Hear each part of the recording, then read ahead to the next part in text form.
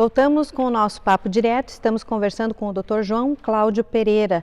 Nesse primeiro bloco falamos sobre um projeto bem diferente, bem interessante, que é a questão do respirador. Vocês acompanharam algumas imagens aí, só que a gente quer saber um pouquinho mais sobre isso, porque afinal de contas, respirador é um problema para quem está acompanhando as notícias do mundo, gosto de frisar, porque não é só a gente que está passando por isso, né? É um problema geral, é um problema de governos, de países, porque a gente precisa, em casos especiais, onde a pessoa vai para uma UTI, o respirador é essencial para ajudar na recuperação desse paciente do Covid-19. E aí o Dr. João Cláudio falou, já adiantou para a gente sobre a questão do projeto. Profissionais de segmentos diferentes atuando, e aí eu volto perguntando, falando justamente porque vocês parece que tiveram que também trabalhar nesse projeto inicialmente um pouco separados para depois poder se reunir também, até por conta da questão das orientações, né, de se evitar muito contato, tomar um certo cuidado. Com certeza tiveram que se reunir mais em poucos, depois ampliar um pouquinho, não sei. Como é que foi esse processo de construção do respirador? Então, quando surgiu a ideia para que a gente desenvolvesse isso, como nós tínhamos profissionais, né, como a gente colocou anteriormente, né, de várias áreas, nós começamos a pensar em algo que pudesse se encaixar para que todos trabalhassem e para que nós conseguíssemos desenvolver um projeto que fosse aplicável, e que todos pudessem participar dando o seu melhor.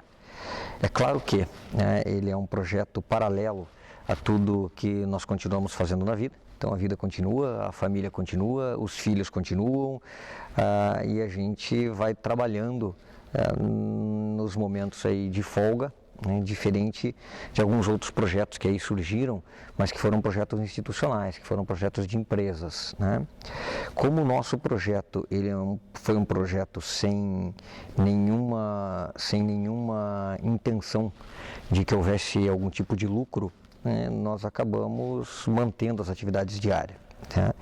Então os desenhos se iniciaram, tanto da parte mecânica quanto da parte estrutural, e a partir desses desenhos mecânicos e estruturais começaram a surgir os outros pontos aí que deveriam ser colocados, melhorados, como toda a parte eletrônica, como que seria isso, e aí as coisas foram se desenvolvendo inicialmente até que nós pudéssemos fazer um primeiro encontro, tá? Então nesse primeiro encontro, quando nós conseguimos o fazer, até por conta mesmo das restrições que nós tínhamos, né, nós já fizemos isso num laboratório para que nós pudéssemos testar o início do respirador.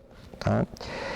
E por que eu digo do início? Só uma pergunta, quanto tempo levou para que esse modelo tivesse pronto? Desde que a ideia vocês começaram a idealizar o projeto, quanto tempo levou para ter ela ali de forma concreta, digamos?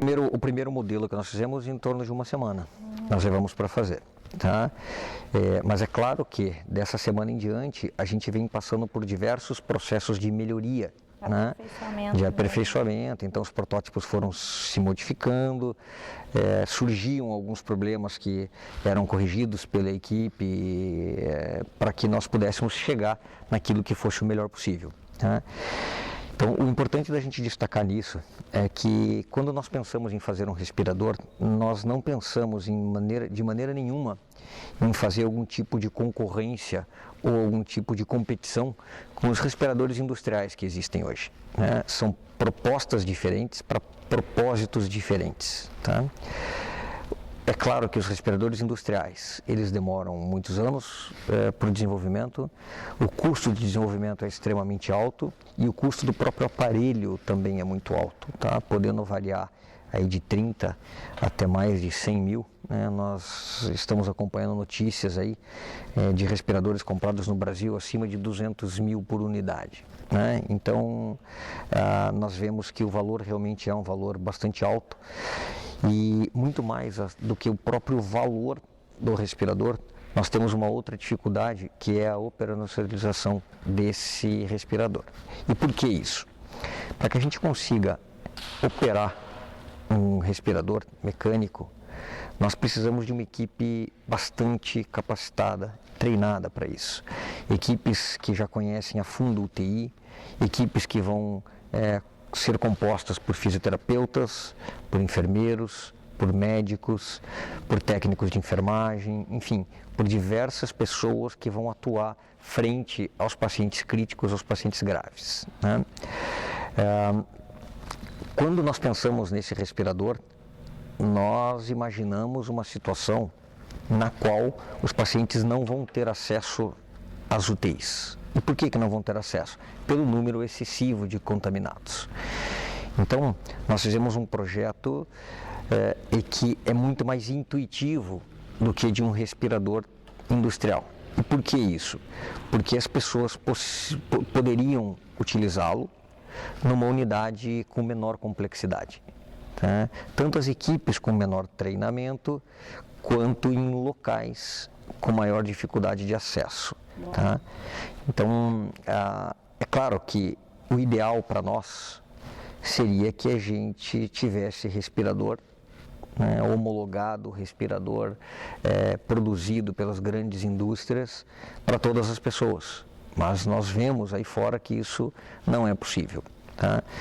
Nós vimos aqui no próprio Brasil uma matéria de um paciente ventilando com saco plástico em um estado da federação, e isso nos deixa muito triste, né, porque nós vemos que realmente o SUS, que deveria ser universal, não está conseguindo alcançar. E isso é porque ninguém no mundo está preparado para atender essa quantidade de pessoas ao mesmo tempo. O que reforça para nós a grande importância de todas as medidas que estão sendo tomadas pelas sociedades de classe, que estão sendo tomadas pela Organização Mundial de Saúde, enfim, por quem recomenda o que deve acontecer para que a gente consiga tentar diminuir um pouco as consequências graves desse tipo de doença, que é uma doença nova e que traz ainda para a gente muitas incertezas em relação a tratamentos, em relação ao próprio diagnóstico, que a gente hoje, claro que já consegue fazer de uma maneira muito mais efetiva, mas ainda existem alguns lapsos para isso, né?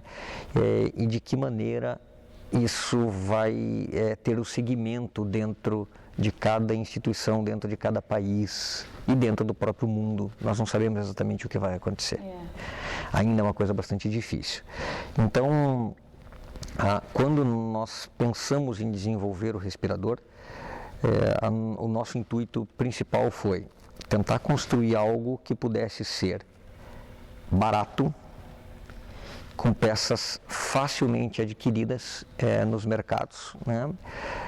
Claro que mercados específicos, mas em mercados onde nós pudéssemos encontrar isso na maior parte das cidades, e de uma produção simples, que a gente não precisasse de uma grande indústria por trás para fazer nenhum dos nossos componentes. Tá? Então, a equipe pensou nos materiais mais acessíveis possíveis. Tá? Então, se a gente dividir o projeto em 3 partes, né, na parte mecânica, na parte eletrônica, na parte estrutural, né, então, perante a situação mecânica, né, nós temos um engenheiro mecânico, né, que é o Luiz Ricardo, que está responsável por isso, que são as peças que talvez tenham a maior dificuldade para que a gente consiga, porque existem na realidade 2 peças que são peças usinadas, né, e que isso precisa de uma tornearia mecânica para fazer. Mas tornearia mecânica é algo que nós temos em todas as cidades, né? Então isso é muito fácil da gente ter, qualquer pessoa consegue fazer a engrenagem de uma maneira muito simples, tá? Na parte eletrônica é o Marcelo que está responsável, e os componentes são componentes que a gente consegue encontrar em lojas de eletrônica, né? Que isso não é difícil para que a gente consiga. Na parte estrutural, quem está responsável é o Paulo, que trabalha com marcenaria e que conseguiu desenvolver para a gente, né, aquela caixa, né, de uma maneira bastante satisfatória, com um custo bastante baixo. Tá? E junto com isso, nós temos as outras duas pessoas responsáveis, né, igualmente importantes para o projeto, porque eles fazem todo o registro e trabalham na parte documental, na parte do nosso site que está ficando pronto, né, e a gente já deve colocar no ar na próxima semana. E isso é feito por outros dois profissionais, que são o Rubens e o Lineu, né, que são duas pessoas que trabalham já nessa área de comunicação e que conseguem disponibilizar para nós a parte que nós teríamos muitas dificuldades também para fazer. Tá? Então as peças, elas são peças comumente encontradas, e para fazer a montagem, é uma montagem simples, que nós não precisaremos assim de grandes técnicos para poder realizar. E por que isso? O nosso objetivo, e é nisso que nós estamos acabando de trabalhar agora, é fazer toda a disponibilização desse projeto em uma plataforma livre na internet, onde a nossa única contrapartida, a única coisa que nós pedimos é para que, se eventualmente esse respirador for utilizado, a gente só quer um feedback disso, né, de como foi a utilização. Como é que vocês vão disponibilizar ali, tipo um passo a passo, como se fosse um manual, inclusive, do próprio respirador? E aí, eu quero entender essa sequência também.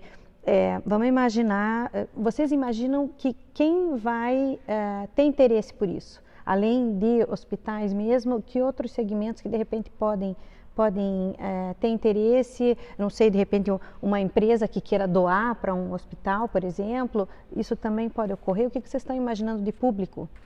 É uma pergunta bastante difícil de responder, né? Porque, assim, na realidade, como nós não temos nenhum interesse financeiro no projeto, a nossa ideia foi construir os protótipos, disponibilizar o projeto na internet, em uma plataforma livre, para que a gente não precisasse se envolver com a questão monetária, financeira. Né? Esse foi sempre o nosso objetivo, e a gente já teve alguns problemas com esses objetivos. E por que problemas? Porque surgiram algumas necessidades, e essas necessidades exigiram de nós a questão de indicar alguma empresa que pudesse fazer, que pudesse auxiliar na montagem disso tudo, e esse não é o nosso objetivo, né? Ou seja, nós não queremos nos envolver com essa produção, né? Justamente porque o objetivo inicial não era um objetivo de produção, era um objetivo de criação. Então era a parte intelectual do projeto e não a parte mecânica de distribuição e etc. Tá? Então, vocês não disponibilizaram ainda o projeto na internet? Não, ele não está disponibilizado porque está na fase final de testes, né? E a gente deve disponibilizá-lo possivelmente aí o início da próxima semana. Tá? Hoje já é sexta-feira, né? Então no início da próxima semana a gente já deve estar com ele disponibilizado, porque ele depende de vários testes, né? E os testes estão sendo feitos, e claro que, como a gente já conversou anteriormente, diversas melhorias foram feitas para que a gente atingisse aquilo que seria, no nosso ver, aí, o mais adequado possível. O que nós temos que lembrar é que, como nós não queremos substituir de maneira nenhuma os respiradores que existem nas indústrias, nos hospitais, o nosso passo inicial seria que a gente fizesse uma ventilação possível para que os pacientes não morressem, para que os pacientes não ficassem completamente desassistidos, mas que isso pudesse dar mais tempo para que os pacientes fossem transferidos para um local específico de atendimento. Então, o que acontece? Nós vemos em muitos locais, e basta a gente acompanhar a imprensa, que nós vamos ver que existem muitos locais que desenvolveram ou que projetaram alguns locais de atendimento, hospitais de campanha, mas que são inefetivos, porque não adianta nós termos um hospital de campanha e nós não temos recursos para esses hospitais de campanha. Tá? Então, os hospitais de campanha eles têm que ter algum tipo de recurso. Os recursos têm que ser, dependendo do momento dessa pandemia, os recursos têm que ser mais importantes ou menos importantes. E o que nós vemos hoje é que existem locais onde nós temos só um local de atendimento, mas nós não conseguimos melhorar nada em relação ao próprio paciente, né, se a gente estiver falando aí a nível mundial. Mas e aí, nesse caso, eu te pergunto assim, em que locais e que condições, por ser algo que você falou, né, bem prático, intuitivo, mais fácil no caso de colocar em operação, que locais que você imagina que ele deve ser usado, além de hospitais? Excelente, assim, primeiro, o nosso objetivo inicial parece uma coisa contraditória, mas nosso objetivo é que ele não seja usado. Né? Então, o nosso objetivo foi que nós construíssemos algo que pudesse aproximar um pouco mais os amigos, mas que a gente não precisasse usar. Então, o que nós realmente queremos é que ele não seja usado. Com certeza. Não seja necessário, que não chegue a ponto disso, né? Exatamente, que não seja necessário, né? Ou seja, que o sistema de saúde dê conta daquilo que tem hoje de capacidade instituída. Né? Então, se isso acontecer, que bom, vai ser algo só que vai ficar para nós, para a história, tá? Mas se precisar, nós temos a possibilidade de fazer com que ele funcione em qualquer local. Ele pode funcionar numa unidade básica de saúde, num hospital de campanha, numa unidade de pronto atendimento, em hospitais menores e até mesmo em hospitais maiores. Basta a gente pensar da seguinte maneira, vamos pensar aqui no litoral do Paraná, onde nós temos aproximadamente 300 mil habitantes, sendo que desses 300 mil, aproximadamente metade se concentra na cidade de Paranaguá, mas que para todo o litoral nós temos pouco mais de 60 respiradores disponíveis. Tá? No hospital regional, se fosse necessário, no auge de uma crise, a gente conseguiria montar algo em torno de 150 leitos. Mas com 150 leitos e com 60 respiradores, a conta não fecha. Tá? Então, será que é possível a gente fazer uma colocação desse tipo de respirador dentro de um hospital, que é um hospital já de secundário para terciário, né? que vão ter as duas utilizações, mas a utilização terciária é muito importante? É possível que sim. É possível que sim. Como eu disse, ele não seria o ideal para todos os pacientes, mas ele é o possível para o momento. Tá? Então, alguns controles muito finos a gente não consegue fazer devido à simplicidade do projeto. Claro. Tá? E por quê? Para que a gente desenvolvesse um respirador da maneira industrial, nós teríamos que fazer algo baseado em válvulas eletrônicas, pneumáticas, e isso, além de fazer o projeto ficar muito mais caro, a gente teria uma dificuldade muito maior de desenvolvimento, apesar de ser possível, mas uma dificuldade de desenvolvimento muito maior, com um tempo muito maior.